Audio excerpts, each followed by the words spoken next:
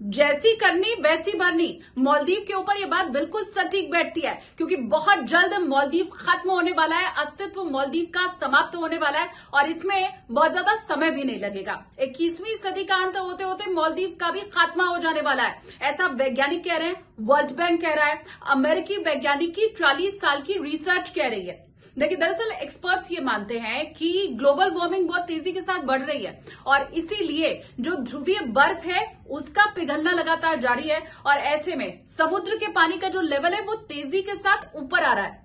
अब देखिए, मालदीव जो कि एक द्वीप है, हम सभी जानते हैं, आइलैंड, जो कि पानी से चारों तरफ से घिरा हुआ होता है, एक टापू जैसा बीच में उभरा हुआ और चारों तरफ उसके पानी, उसे कहते हैं द्वीप। अब समुद्री पानी का जल जिस तरह से लगातार बढ़ता चला जा रहा है, तो कुछ द्वीप ऐसे हैं जिनके ऊपर संकट है, जो उसी समुद्री पानी में डूब सकते हैं और उसी में से एक है मालदीव, ऐसा तमाम एक्सपर्ट्स का दावा है। इसी के साथ वर्ल्ड बैंक भी ये कह रहा है कि कैसे जो ग्लेशियर है वो लगातार पिघलते चले जा रहे हैं और समुद्री जो जल है वो बढ़ता जा रहा है। 40 साल तक अमेरिका के एक वैज्ञानिक ने रिसर्च किया है जिनका नाम है बेनो गिटेनबर्ग, वो भी यही बात कह रहे हैं कि समुद्री पानी का बढ़ना और 5 ऐसे द्वीप हैं जिनके ऊपर खतरा मंडराना, मालदीव भी उसी में से एक है। और ये तमाम एक्सपर्ट और रिसर्च मिलकर इशारा इसी ओर कर रहे हैं कि समय मालदीव के पास बहुत ज्यादा बचा है नहीं।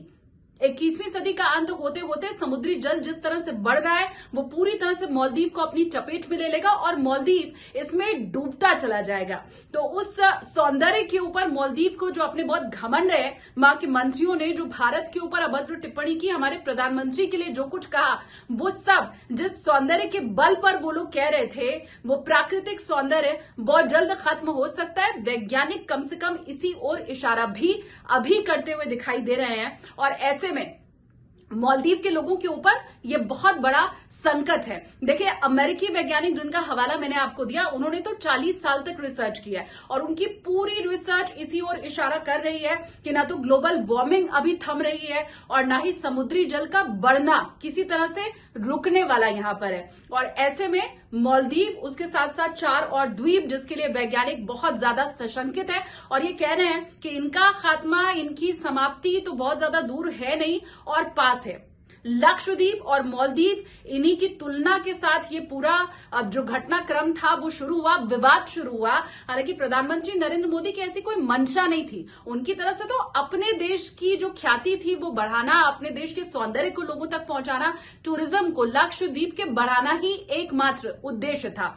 मालदीव के नेताओं ने इसे गलत ढंग से ले लिया। वहां के राष्ट्रपति मोहम्मद मोइज्जू इसे शायद नहीं समझ पाए, उनके मंत्री इसे नहीं समझ पाए और उन्होंने तुलना कर दी लक्षद्वीप और मालदीव की।